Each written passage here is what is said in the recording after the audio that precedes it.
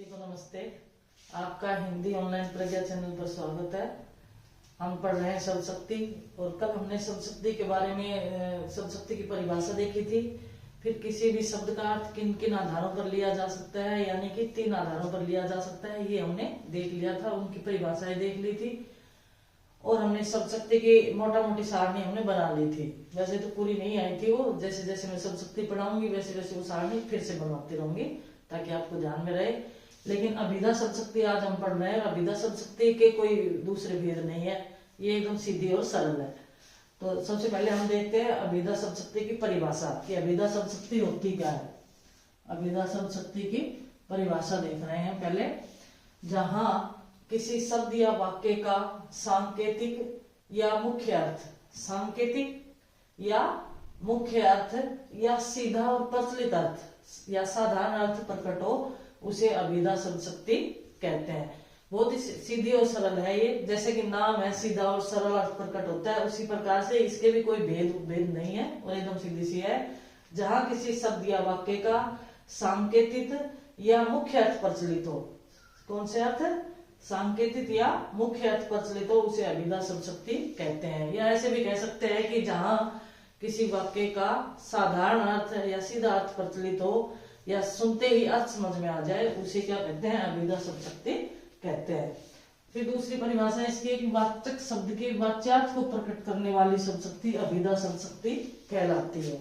वाचक शब्द के वाच्यार्थ को प्रकट करने वाली शब्द शक्ति क्या कहलाती है? अभिधा शब्द शक्ति कहलाती है। इस वाचक शब्द का क्या अर्थ हुआ? वाचक शब्द के मतलब 3 प्रकार के शब्द होते हैं। एक तो रूढ़ शब्द होते हैं जो मुख्य रूप से किसी के योग से नहीं बने होते हैं, वो रूढ़ शब्द होते हैं। दूसरे यौगिक होते हैं, तीसरे योग रूढ़ होते हैं। तो ये जो वाचक शब्द है ये 3 तरह से प्रकट किए जा सकते हैं, रूढ़ रूप में, यौगिक रूप में और योग रूढ़ रूप में। अब वाचक शब्द के वाच्यार्थ को प्रकट करने वाली शक्ति अभिधा शब्द शक्ति कहलाती है। तो इसकी दूसरी परिभाषा हुई। फिर ये वाचक शब्द के भेद कितने होते हैं? इनके 3 भेद होते हैं। पहला है रूढ़ शब्द। पहला किसे कहते हैं? पहला भेद क्या है? वाचक शब्द शक्ति के 3 भेद होते हैं, ये अंडरलाइन करते रहें। रूढ़ शब्द। अब रूढ़ शब्द क्या होते हैं? जो शब्द स्वतंत्र होते हैं, यानी कि जो उपसर्ग, प्रत्यय या अन्य किसी के योग से नहीं बने हो, उन्हें रूढ़ शब्द कहते हैं। वे शब्द जो उपसर्ग प्रत्यय के योग से नहीं बने हैं और जिनके खंड नहीं किए जा सकते, उन्हें क्या कहते हैं? रूढ़ शब्द कहते हैं। दूसरा है यौगिक शब्द। वाचक के 3 भेद हैं। दूसरा यौगिक। ये ऐसे शब्द होते हैं जो उपसर्ग और प्रत्यय के योग से बने होते हैं, लेकिन इनका कोई दूसरा अर्थ नहीं निकलता। उपसर्ग और प्रत्यय के योग से बने हैं लेकिन कोई दूसरा अर्थ नहीं निकलता। देखिए, जैसे सामाजिक शब्द है, जिसमें समाज और एक प्रत्यय के योग से बना है, लेकिन इसका कोई दूसरा अर्थ नहीं निकल रहा। सामाजिक का अर्थ हम सीधा ही लेंगे। इसी तरह से निराधार शब्द है। निर और आधार, ये निर उपसर्ग से बना है। निर और आधार निराधार शब्द से बना है, यानी कि उपसर्ग और प्रत्यय तो इसमें लगते हैं लेकिन कोई तीसरा अर्थ नहीं निकलता, वो यौगिक शब्द कहलाते हैं। तीसरा इसका है वाचक शब्द का तीसरा भेद योग रूढ़ शब्द। योग रूढ़ शब्द क्या होते हैं? ये शब्द जो उपसर्ग और प्रत्यय के योग से तो बने हैं लेकिन अन्य अर्थ प्रकट करते हैं। देखो, थोड़ा सा अंतर है परिभाषा में, यौगिक में और योग रूढ़ में। ये उपसर्ग और प्रत्यय के योग से बने हैं लेकिन कोई तीसरा अर्थ नहीं निकलता, अन्य अर्थ नहीं निकलता। और योग रूढ़ में भी उपसर्ग और प्रत्यय के योग से बने हैं ये, लेकिन इनका अन्य अर्थ निकलता है। जैसे हलदर, हल को धारण करने वाला जो कौन है? बलराम के लिए रूढ़ है ये शब्द, ठीक है ना, बलराम के लिए प्रयुक्त होता है ये। इसी तरह से नीलकंठ, नीला है कंठ जिसका, अर्थात शिव, तो इसका भी तीसरा अर्थ निकल रहा है, इसका भी तीसरा अर्थ निकल रहा है। एक बार फिर समझने का प्रयास करें। रूढ़ शब्द क्या होते हैं? जो अपने आप में स्वतंत्र होते हैं, जो किसी के योग से भी नहीं बने हैं, उपसर्ग, प्रत्यय या अन्य किसी भी शब्द के योग से नहीं बने हैं, वो क्या कहलाते हैं? रूढ़ शब्द कहलाते हैं। जैसे दिल है, कमल है, श्याम है, इसी प्रकार के शब्द जो आएंगे रूढ़ शब्द के अंतर्गत आएंगे। दूसरा यौगिक शब्द, जो उपसर्ग प्रत्यय के योग से तो बने हैं लेकिन ये अपने मूल अर्थ में है, अर्थात कोई तीसरा अर्थ इसका नहीं निकल रहा है, इसलिए ये यौगिक शब्द कहलाएंगे। 2 शब्दों के योग से बने लेकिन अर्थ दूसरा नहीं निकल रहा है। योग रूढ़ शब्द, ये भी उपसर्ग और प्रत्यय के योग से बने हैं लेकिन इनका अन्य अर्थ प्रकट होता है। जैसे हलदर और नीलकंठ। इसी प्रकार से दशानन कह सकते हैं, और बहुत सारे शब्द हैं इसमें, चतुर्भुज कह सकते हैं। तो ऐसे शब्द क्या कहलाएंगे, योगरूढ़ कहलाएंगे। तो ये अभिधा शब्द शक्ति। अब अभिधा शब्द शक्ति के हम उदाहरण देखते हैं, कौन कौन से उदाहरण किस प्रकार से आते हैं। सबसे पहले हमने सिर्फ परिभाषा देखी है, जहाँ किसी शब्द या वाक्य का सांकेतिक या मुख्य अर्थ प्रचलित हो उसे अभिधा शब्द शक्ति कहते हैं। ये परिभाषा भी आपको कठिन लगती है, तो जहाँ किसी वाक्य का सुनते ही अर्थ समझ में आ जाए, सीधा और सरल अर्थ हो, उसे अभिधा शब्द शक्ति कहते हैं। और फिर यहाँ पर वाचक शब्द के 3 भेद बता दिए मैंने, कौन कौन से। क्वेश्चन यहाँ से ये बनता है कि भाई वाचक शब्दों का प्रयोग कौन सी शब्द शक्ति में होता है, इस तरह का क्वेश्चन इसमें आएगा। वाचक शब्दों का प्रयोग कौन सी शब्द शक्ति में होता है, अभिधा में या लक्षणा में या व्यंजना में। तो अभिधा में। एक इसका है अभिधा शब्द शक्ति के अन्य नाम क्या है, उससे संबंधित क्वेश्चन आता है। अभिधा शब्द शक्ति में तो वैसे तो साधारण आपके कोई क्वेश्चन नहीं आएगा, या तो ये आएगा वाचक शब्दों का प्रयोग कौन सी शब्द शक्ति में होता है, या क्वेश्चन ये आएगा कि अभिधा शब्द शक्ति के अन्य नाम क्या है, जो मैंने आपको पहले लिखवाए थे। लेकिन फिर भी देखो तो मुख्यार्थ है, व्यंग्यार्थ, देखो मुख्यार्थ है, अभिधेयार्थ है। मैं थोड़ा सा फिर से आपको रिवीजन करवा देती हूँ। मुख्यार्थ, अभिधेयार्थ, अभिधेयार्थ, एक हमने देखा था लोक प्रचलितार्थ, लोक प्रचलितार्थ, लोक प्रचलितार्थ और रूढ़ार्थ, रूढ़ार्थ हो जिसका ना, रूढ़ार्थ। ये 4 अन्य नाम भी है इस शब्द शक्ति के, ठीक है ना इनके। तो ये विशेष रूप से क्वेश्चन यहाँ से 2 तरह से ही बनते हैं, या तो इसका नाम पूछ लिया, या फिर वाचक शब्दों का प्रयोग कौन सी शब्द शक्ति में होता है। अब हम देखते हैं कि अभिधा शब्द शक्ति के उदाहरण कौन कौन से। साधारण सी है अभिधा शब्द शक्ति की हमने परिभाषा लिख ली, लेकिन शुक्ल की परिभाषा और देख लेते हैं क्योंकि ये इंपॉर्टेंट है। तो शुक्ल के अनुसार अभिधा शब्द शक्ति की क्या परिभाषा, वैसे तो समझ में आ गई होगी अच्छी तरह से कि अभिधा शब्द शक्ति किसे कहते हैं, जिसका साधारण अर्थ निकलता है, सांकेतिक अर्थ निकलता है, मुख्य अर्थ निकलता है, मुख्य अर्थ बोलते हैं। लेकिन शुक्ल के अनुसार वक्ता के इष्टार्थ को, इष्ट अर्थ को, इष्टार्थ क्या होता है, इष्ट, इष्ट अर्थ से बना है इष्टार्थ, यानी कि इच्छित अर्थ को, जो वह चाहता है वैसा। इष्टार्थ को बिना किसी बाधा के प्रकट करने वाली शक्ति क्या कहलाती है, अभिधा शब्द शक्ति कहलाती है। ये आचार्य रामचंद्र शुक्ल के अनुसार, मैंने छोटा नाम लिखा है, रामचंद्र शुक्ल के अनुसार, आचार्य रामचंद्र शुक्ल के अनुसार परिभाषा है। रामचंद्र शुक्ल के अनुसार परिभाषा है कि वक्ता के इष्ट अर्थ को बिना किसी बाधा के प्रकट करने वाली शक्ति शब्द शक्ति कहलाती है। अब हमें पता है कि सीधी सी है शब्द शक्ति, इसमें उदाहरण देख लेते हैं।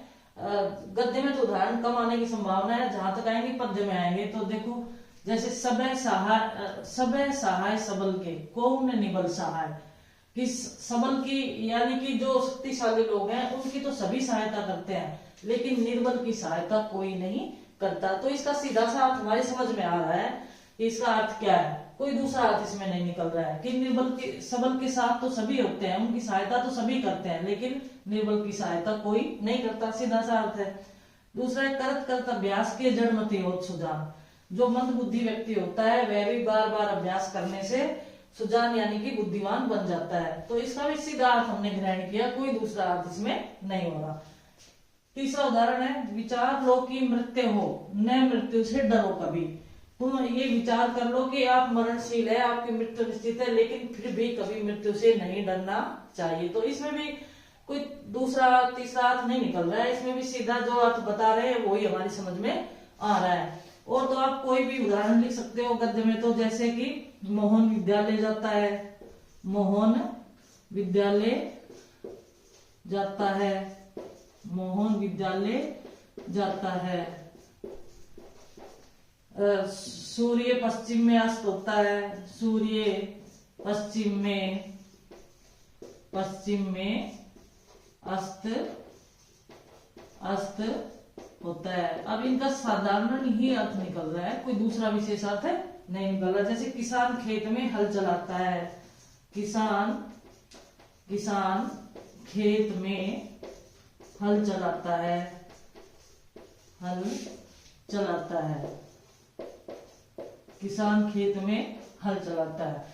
इस प्रकार से ये शब्द शक्ति तो इसमें बिल्कुल ही साधारण अर्थ होंगे, आपको अर्थ वाक्य पढ़ते ही उसका अर्थ समझ में आ जाएगा। और जहां पर ऐसा हो वहां पर अभिधा शब्द शक्ति होती है। आचार्य रामचंद्र शुक्ल की परिभाषा, वैसे मैंने आपको परिभाषा लिखवा दी थी, लेकिन ये शुक्ल की परिभाषा भी इम्पोर्टेंट है, इसे भी आप याद कर लो।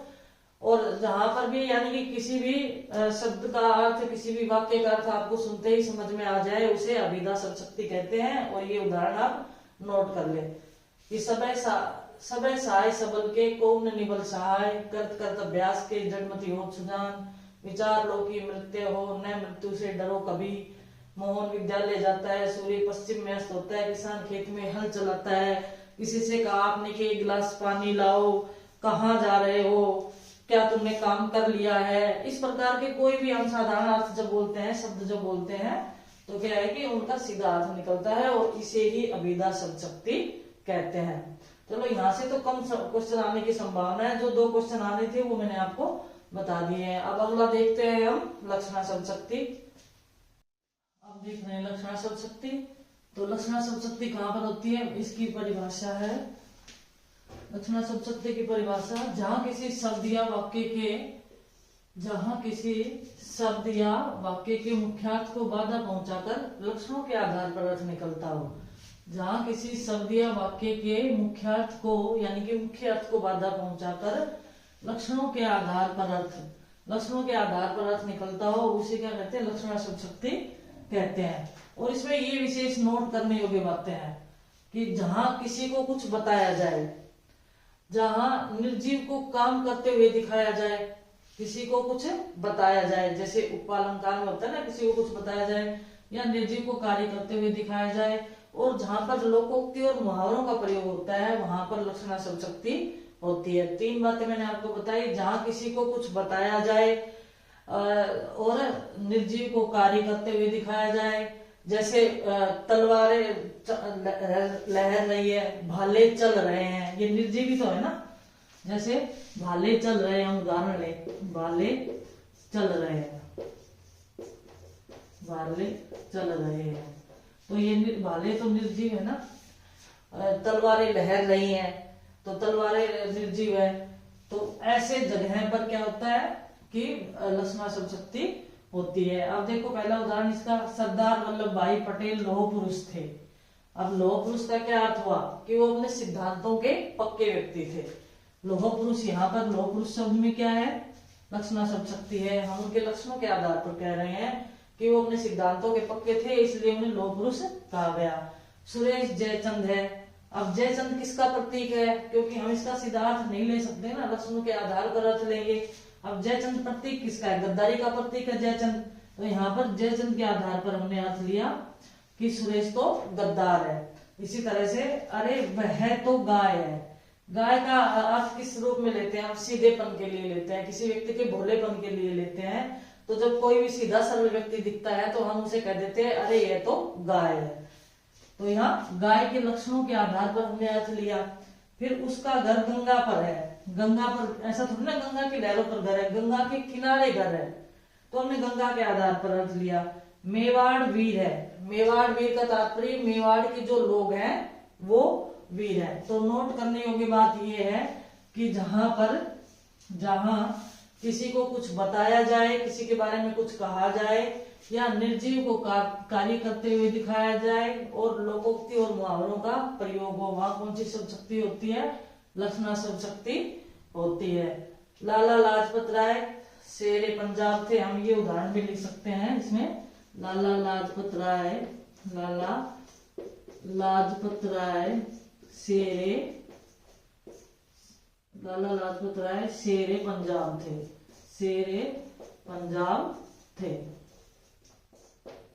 ये उदाहरण, यानी कि शेर पंजाब बताते पंजाब के वीर व्यक्ति थे। तो हम किसी का भी उदाहरण जब देते हैं तो शेर का उदाहरण दे देते हैं, है ना। किसी को जैसे मोहन गधा है, मोहन गधा है, तो हम इसका ले सकते हैं मूर्खता से प्रतीक है। हम लोमड़ी का लेते हैं, जैसे कि सुरेश लोमड़ी है अर्थात वह चतुर है, मोहन गधा है अर्थात वह मूर्ख है।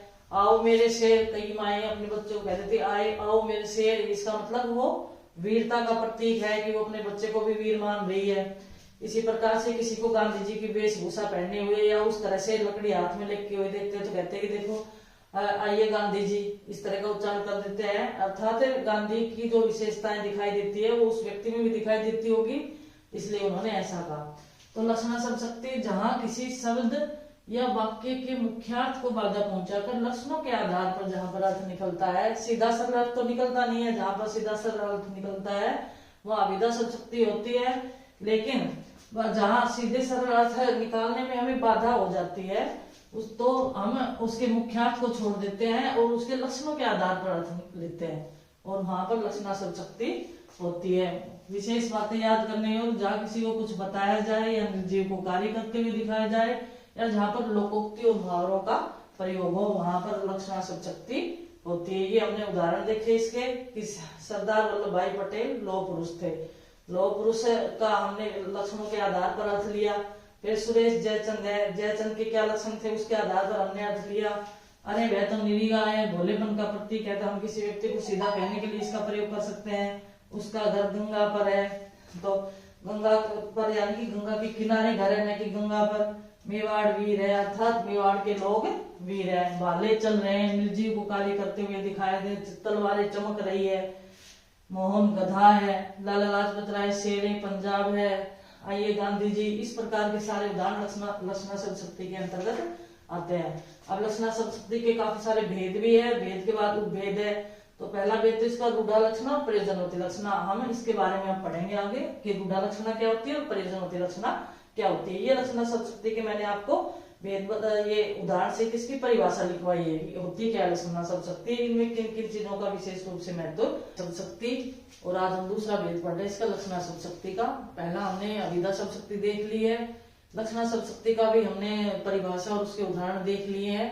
अब आज लक्षणा शब्द शक्ति के भेद पढ़ रहे हैं। इसके मुख्य रूप से दो भेद है, रूढ़ा लक्षणा और प्रयोजनवती लक्षणा। अब रूढ़ा लक्षणा किसे कहते हैं, जहां रूढ़ी अथवा परंपरा के आधार पर लाक्षणिक अर्थ प्रकट हो, रूढ़ा लक्षणा शब्द शक्ति कहते हैं। जहां रूढ़ी अथवा परंपरा के आधार पर लाक्षणिक अर्थ प्रकट हो उसे क्या कहते हैं, रूढ़ा लक्षणा शब्द शक्ति कहते हैं। अब रूढ़ा लक्षणा के अंतर्गत क्या क्या चीजें विशेष रूप से ध्यान देने योग्य है ये देखना है। अब इसमें लोकोक्ति और मुहावरे का प्रयोग होता है, साथ में प्राचीन उपमानों का प्रयोग होता है। रूढ़ा लक्षणा में किसका प्रयोग होता है, लोकोक्ति, मुहावरे और प्राचीन उपमान। प्राचीन उपमान क्या हुए, जैसे कमल है, सूर्य है, और साथ में जैसे कि ये सांप है, दुष्ट व्यक्ति के लिए सांप का भी प्रयोग किया जाता है। तो उन जिन प्राचीन उपमानों का प्रयोग होता है उन्हें वो किसमें होता है, रूढ़ा लक्षणा में होते हैं। अब प्राचीन उपमान का ये भी कि जो पुराने कवि थे जिन उपमानों का प्रयोग करते थे, या एक से अधिक उपमानों का प्रयोग जिन्होंने किया है वो प्राचीन उपमान हुए, और एक आध व्यक्ति ने ही जिनका प्रयोग किया है फिर वो प्रचलन में नहीं आए तो वो नवीन उपमान है। जैसे आगे की कविता है कलगी बाजरे की है, तो उसमें वो उपमान आगे नहीं प्रयोग किया है तो वो नवीन उपमान के अंतर्गत आ जाएगा। लेकिन एक से अधिक कवियों ने जिनका अपने साहित्य में प्रयोग किया गया है वो सारे प्राचीन उपमान के अंतर्गत आएंगे। चलो ये उपमान की बात होगी, तो प्राचीन उपमान इसमें रूढ़ा लक्षणा में होते हैं, और नवीन उपमान है वो प्रयोजनवती लक्षणा में आएंगे। अभी तो हम रूढ़ा लक्षणा शब्द शक्ति पढ़ रहे हैं। तो इसमें एक विशेष ध्यान देने योग्य बात क्या है कि लोकोक्ति, मुहावरे और प्राचीन उपमानों का प्रयोग रूढ़ा लक्षणा में होता है। अब देखो, अरे वह तो बैल है। अब बैल शुरू से ही है कि मूर्खता के संदर्भ में बैल शब्द का प्रयोग किया जाता है कि वह व्यक्ति तो मूर्ख है, या फिर गधे शब्द का प्रयोग किया जाता है तो वह व्यक्ति तो बैल है, अर्थात बैल का अर्थ वह व्यक्ति मूर्ख है। अब देखो आगे की कविता है तो उसमें उन्होंने लिखा था, सांप तुम सभ्य तो नहीं हुए, नगर में बसना भी तुम्हें नहीं आया, फिर कैसे सीखा डसना, विष कहाँ पाया। सांप तुम सभ्य तो नहीं हुए, नगर में बसना भी तुम्हें नहीं आया, फिर कैसे सीखा डसना, विष कहाँ पाया। तो ये आगे की कविता थी, बड़ी प्रसिद्ध थी। उन्होंने सांप दुष्ट व्यक्तियों के लिए प्रयोग किया था। सांप शब्द जो उपमान है ना वो दुष्ट के लिए प्रयोग किया गया था, लेकिन सांप ऐसा नहीं है कि आगे ने ही इसका प्रयोग किया है, ये हमेशा से ही प्रयोग होता है, प्राचीन उपमान है, नवीन नहीं है। दूसरा आगे है, संत हृदय नवनीत समाना। नवनीत समाना, मक्खन, संत के हृदय को नवनीत यानी कि मक्खन के समान कोमल बताया है, तो ये नवनीत का उदाहरण है। ये भी प्राचीन उपमान है, नवीन नहीं है। किसी के भी हृदय को जब कोमल बताना हो तो हम उसे मक्खन के समान या नवनीत के समान बता देते हैं। तो संतों का हृदय नवनीत के समान अर्थात मक्खन के समान कोमल होता है। ये भी अपने प्राचीन उपमान है। अगला उदाहरण है, मन रे परसी हरि के चरण, हे मन तुम हरि के चरणों का स्पर्श करो। चलो इसमें नहीं है, लेकिन नीचे वाली लाइन देखो, सुभग शीतल कमल कोमल, सुभग शीतल कमल कोमल त्रिविध ज्वाला हरण। तो कमल कोमल, कमल कोमल, कमल के समान कोमल बताया है। हरि के चरणों को कमल के समान कोमल बताया है। जहां कोमलता की बात आती है, कमल शब्द भी क्या है कि प्राचीन उपमान के अंतर्गत आएगा। तो जहां पर भी प्राचीन उपमानों का प्रयोग होता है, लोकोक्तियों मुहावरों का प्रयोग होता है, वहां पर कौन सी शब्द शक्ति होती है? रूढ़ालक्षणा शब्द शक्ति होती है। एक बार फिर इसके अतिरिक्त जैसे राजस्थान जाग उठा, मेवाड़ साहसी है, राजस्थान जाग उठा। और उदाहरण लिख सकते हैं हम, राजस्थान जाग उठा, मेवाड़ साहसी है, मेवाड़ साहसी है, साहसी है। इनका प्रयोग भी हम कर सकते हैं। इनमें भी रूढ़ालक्षणा शब्द शक्ति का प्रयोग हुआ है।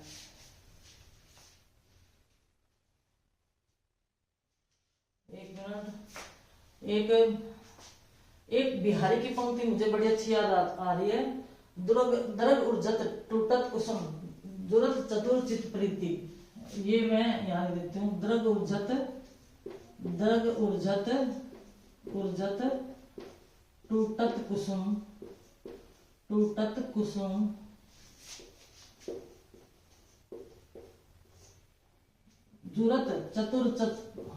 जुरत चतुर चित प्रीति, चतुर चित प्रीति।